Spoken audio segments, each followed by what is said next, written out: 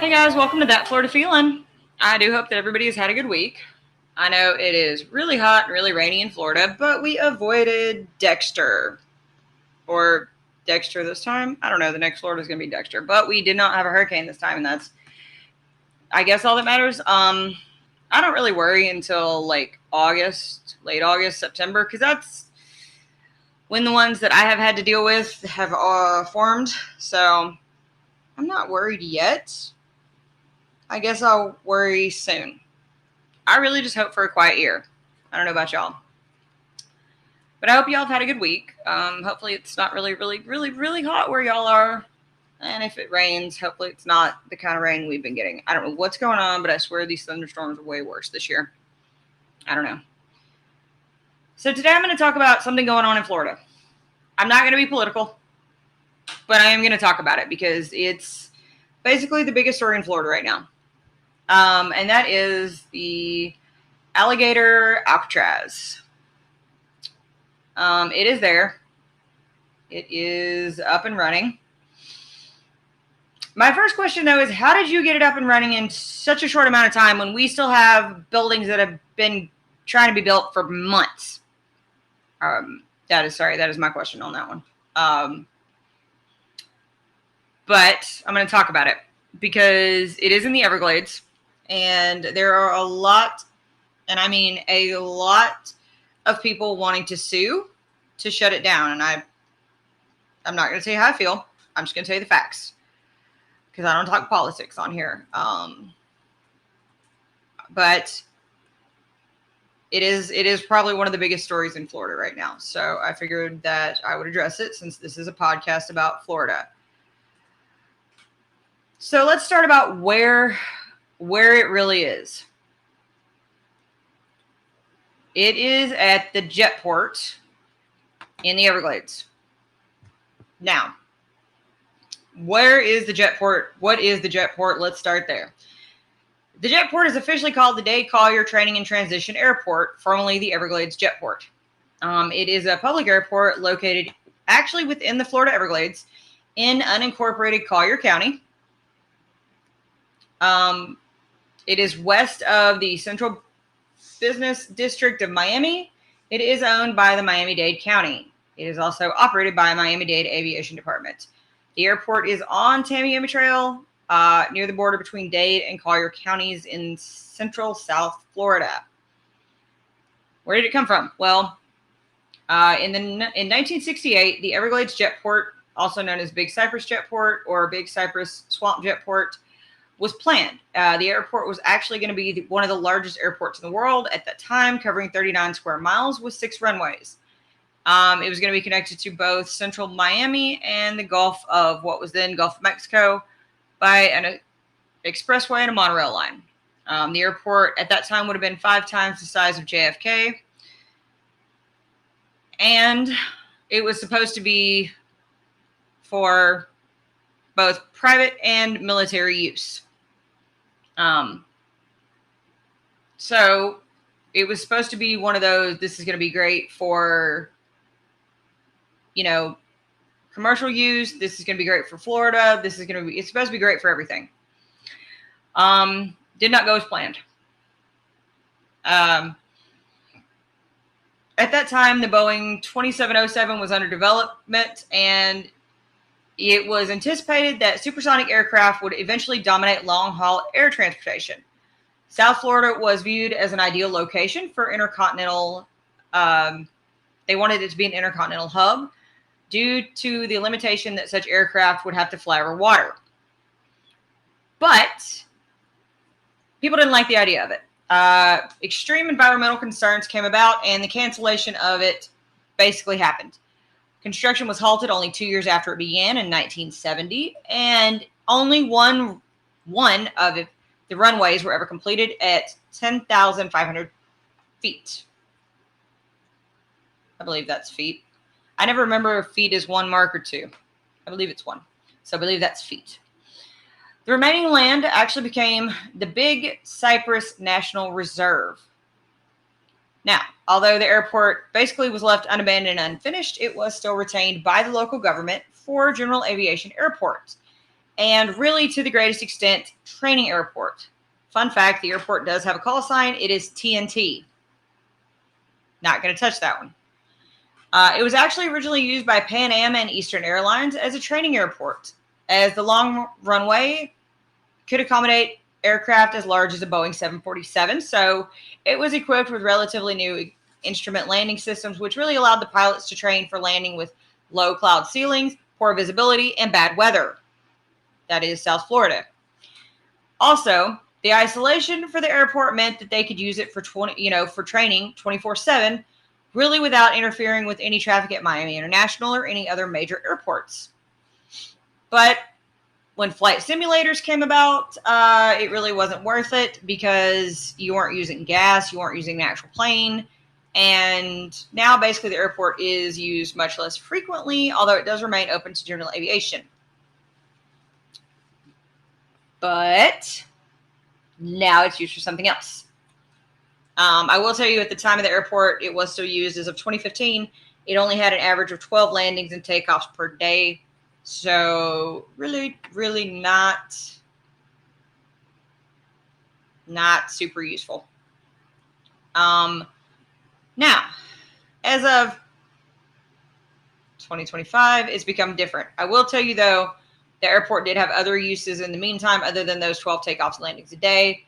High-speed automobile events were used because the runway is about 2 miles long, which allowed exotic cars to break the 200-mile-per-hour barrier.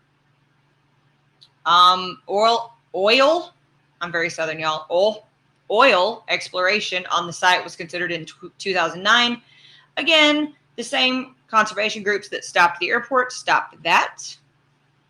And then one of the administrations proposed holding a regular Miami Air Show at the Dade Collier, but was rejected by the U.S. military. No surprise there. Now, current uses. As of June of 2025, the state of Florida and the U.S. Department of Homeland Security announced plans to build a detention facility at the remote site and call it Alligator Alcatraz. So many comments about the name. The Florida Division of Emergency Management is operating the center, consisting of tents and other facilities, at an estimated cost of $450 million annually. The cost is planned to be partially reimbursed by the federal government. So, Floridians, you're footing that bill. You better hope tourism is big, because it says partially reimbursed. I don't know how much partially actually means. So, let's actually talk about Alligator Alcatraz. As we know, it's an immigration detention facility in the Dade Collier Training and Transition Airport inside Big Cypress National Preserve in what is technically considered Okeechobee, Florida. So I know Okeechobee, Florida has the smallest post office in the U.S.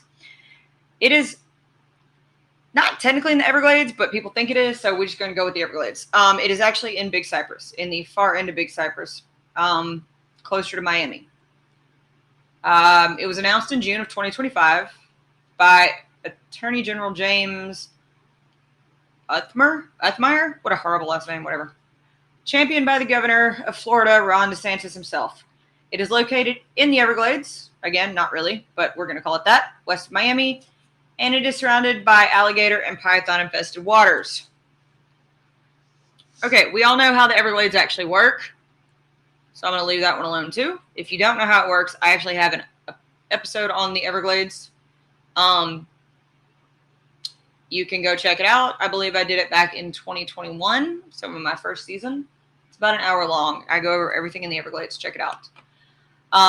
As the name alludes, both local reptile population and former maximum security Alcatraz Federal Penitentiary. So, why are we having this? Well, let's talk about it, I guess. Let's do the full history. Immigration detention in the U.S. actually began in 1855 with the use of Castle Clinton in Manhattan, also with the Marine Hospital on Staten Island for quarantining, and then back in 1890s where we got Ellis Island. In 2003, the U.S. Immigration and Customs Enforcement Agency, ICE, and actually that was not created, by the way, until 2003. That department has not been around as long as people think. It was only created back in 2003. And it was created under the Department of Homeland Security. ICE enforces U.S. immigration and customs laws with the primary role of using investigative techniques to apprehend and detain those suspects of violating those laws. I believe shock and awe is probably one of their favorite ways to investigate. Not talking politics, that's just my opinion. So back in August of 2015, during the 2016 presidential campaign, Donald Trump proposed mass deportation of illegal immigrants as part of his immigration policy. Trump and his supporters, such as Stephen Miller, Stephen Miller is an American political advisor. That's all you need to know about him. He looks like Mr. Clean. Have stated that illegal immigrants would be taken to a large-scale staging ground near the border. He quoted Texas to be held in internment camps prior to deportation. So, here it is. Here's how it became Florida. DeSantis invoked a standing 2023 immigration state of emergency to seize the country-owned airfield and fast-track construction without the usual procurement or environmental review. So basically, he went around all the conservation groups to start this 2 years ago. So this is not a new thing. It only really became known when they started actually building it. He mobilized a team of private companies 2 years later on June 21st of 2025 to build it and house 5,000 detained illegal immigrants and deploy the National Guard to secure the site. Because the National Guard can be deployed in any state of emergency. On June 19th, 2025, it was announced publicly that the detention center, on a video posted on Twitter, or X, or whatever we're calling it these days. By the way, Meyer, whatever his name is, he's the one that named it Alligator Alcatraz, and was actually the one that gave it the official title. He described the 39 square mile parcel as the best natural perimeter money can't buy, arguing that the surrounding Everglades wildlife offers a deterrent to escapees. All right, I'm going to tell you this right now. People live in the Everglades. People survive in the Everglades. That's all I'm going to say on that one. State officials have also argued that the facility's location and its susceptibility to hurricanes will encourage illegal immigrants to self-deport. People living in Florida are used to hurricanes. That's all I'm going to say on that one. West of Miami, it is accessed by Tamiami Trail. President Donald Trump and Secretary of Homeland Security Kristi Noem joined DeSantis and other state Florida leaders on Tuesday, July 1st, 2025, for the grand opening of the immigrant detention facility. Trump praised the new compound, saying it might be as good as the real Alcatraz. Has this man ever been to Alcatraz? Like, genuinely, from that statement? It was not made of tents. Dude. All right, sorry. The first group actually arrived 2 days later on July 3rd, beginning the facility's operations. Some detainees have actually reported harsh conditions at the facility, citing limited access to water, insufficient food, and restrictions of practicing their religion. Now I'm waiting on someone to bring a lawsuit on habeas corpus. Okay. Reaction. Not good. Plain and simple, not good. DeSantis argued the facility will help ICE and local jails cope with federal government deportation policy. The facility's announcement led a boost in campaign contributions for state Republicans, which, led by the Republican Party of Florida, began marketing Alligator Alcatraz merchandise. Way to stay classy, Florida. But there are people fighting this. On June 27, 2025, a coalition led by the Friends of the Everglades, the Center for Biological Diversity, and now the Miccosukee Tribe of Indians, who just joined, have all filed suit in federal court seeking an injunction until a full environmental review and public comment period can be completed to continue this facility. Plaintiffs argue the project threatens endangered species habitats and then also violates both National Environmental Policy Act, which the National Environmental Policy Act is kind of actually interesting on this one. It's a United States environmental law designed to promote the enhancement of the environment. And DeSantis champions himself about protecting Florida. Now, the Everglades is not a Florida state park. The Everglades is a national park, but Big Cypress is a Florida state park. And DeSantis just signed the bill where you can't build any pickleball courts, hotels, blah, blah, blah, blah, blah on Florida state parks. So, yeah. But the National Environmental Policy Act promotes the enhancement of the environment. It created new laws requiring federal government agencies to evaluate the environmental impacts of any actions and decisions. And it was established by the Presidential Council on Environmental Quality.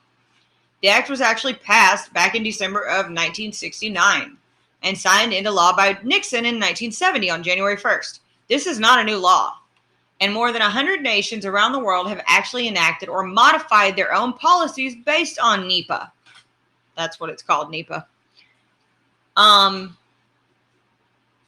So, you know, like, it's a great law. The only problem, though, is that, okay, so, all right, let me read you a little bit more about it. So, NEPA requires federal agencies to evaluate their environmental impacts on their actions. Their most significant outcome was the requirement that all executive federal agencies prepare environmental assessments and environmental impact statements on anything they do.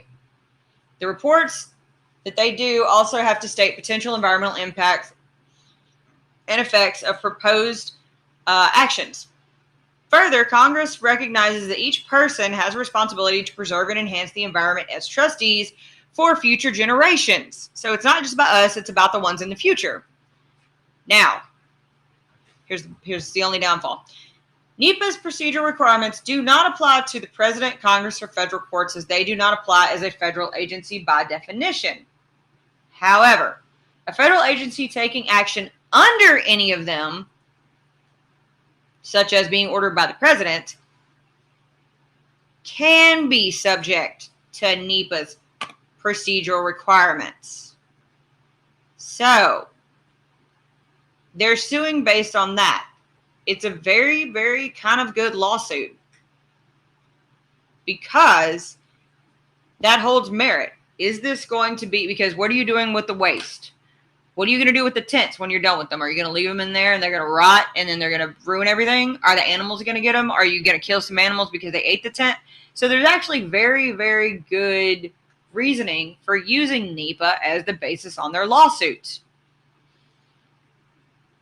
The preamble to the NEPA is actually really impactful, and I'll read it to you. It says, to declare national policy which will encourage productive and enjoyable harmony between man and his environment, to promote efforts which will prevent or eliminate damage to the environment and the biosphere and stimulate the health and welfare of man, to enrich the understanding of the ecological systems and natural resources important to the nation.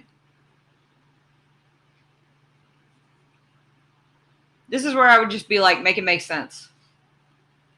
So, there is people going against this, and I think it's great. They have filed suit in a federal court seeking the injunction to stop the use of this. Plaintiffs do argue that the project does threaten the endangered species, and it does. The Everglades are a hugely threatened area. Marjorie Stoneman Douglas wrote a book on this. It's been threatened for a very long time. State and federal, though, officials have dismissed the filings as routine delay tactics. Talbert Cypress, chairman of the Miccosukee Business Council, noted that no environmental impact research had even been done and that some native villages were actually within 900 feet of the camp's entrance. The Seminole tribe, likewise in opposition, citing sacred lands. So, you gave them these lands a long time ago after the wars. Now you're just going to sit on them? Didn't we already have a fight over this? The Democratic Party legislators actually questioned the necessity of the emergency powers used to even enact such a place, calling the project an overreach of power and an environmental risk at its highest. Some critics have compared the facility to Nazi concentration camps. Public opinion on it is, again, not good. Polling by YouGov found that 48% of Americans opposed the detention center, 33% supported it, 18% are unsure. So, I'll let you guys make your own decisions. Anywhere you look in Florida, they are talking about this. You know, this is basically what you're going to hear about in Florida, especially South Florida. The big story, though, is about the inhumane rights. You know, it's not really good. It's big tents, y'all. And they've been able to talk to some people inside of the tents. And, you know, in South Florida, it's already in the 90s. Do you think there's air conditioning? No, probably not. And then, you know, they talked to somebody in there, and it's sweltering. The person confirmed it's sweltering. He said that there's 400 people here. There's no water to take a bath. The food at the immigration facility is scarce and prepared unsanitarily. You only get one meal a day. It had maggots in it. They don't take the lights out for 24 hours. The mosquitoes are huge. There's rodents everywhere. We're not getting respect for human rights. We are human beings. We're not dogs or rats in an experiment. That's an actual quote from a detainee.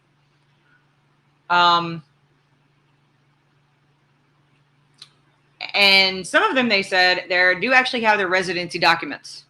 So they shouldn't be there. They also cited deteriorating mental health and lack of necessary medical care. So that's not good. They also claim that Bibles are being confiscated as no right to religion. Florida officials did respond to inhumane conditions, stating that that's completely false. But if you look at a video from inside the actual tent facility, it's not pleasant. Like, it's not. It's really not. It's just large bunk beds, back to back to back, huge lights hanging overhead. So yeah, the detention facility is facing huge issues over human rights, environmental impact, oversight of commanding, and commandeering protected Everglade land and state parks and sacred lands from the Seminole and the Miccosukee. I think it's great that the Miccosukee and the Seminoles are both fighting on this, especially if, I mean, they've already fought once.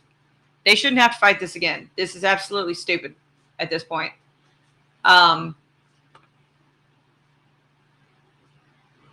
They've already asked that the makeshift compound of trailers and tents that rose outside the swamps in a matter of days be taken down. They've already condemned it. But Monday, they actually filed a second motion to intervene. They signed the first one. They've filed for a second one. They don't, it's right outside their land. And then they have been living on and cared for the land of Big Cypress. That's where they were when the Seminole Wars were. So, I'm not going to tell you how I feel about the people that started it. I'm not going to tell you personal opinions. I'm sure some of my comments have come through. But anything that's a human rights issue is probably a problem. Considering that a 15-year-old boy was reportedly detained in the facility and the state and federal officials had stated that it was going to be adults there, that's already a problem. I hope that the Friends of the Everglades, the Miccosukees, the Seminoles, and anybody else who has signed that lawsuit probably wins. I don't think it's right. I just don't. Something about it all feels wrong. So, if you want to keep up to date, I usually do post something on Instagram. I'll just share it in my stories. Didn't go too political, but that's what's going on in the state of Florida right now. It's not all sunshines, rainbows, theme parks, and beaches. So, maybe Florida is full right now. I'm not going to talk about Florida Man. We just talked about enough stupidity today. I hope everybody has a great week. Stay cool. It is very hot. It's probably only going to get hotter. We haven't even reached August yet. I do hope that you all have a good week. Be nice to one another. Drink your water. It's hot. It's humid. Don't dehydrate. It's not good. And as always, guys, that's your daily dose of sunshine. This podcast is a production of Unfiltered Studios. If you would like to know more about joining Unfiltered Studios, please visit our website at unfpod.com for more information.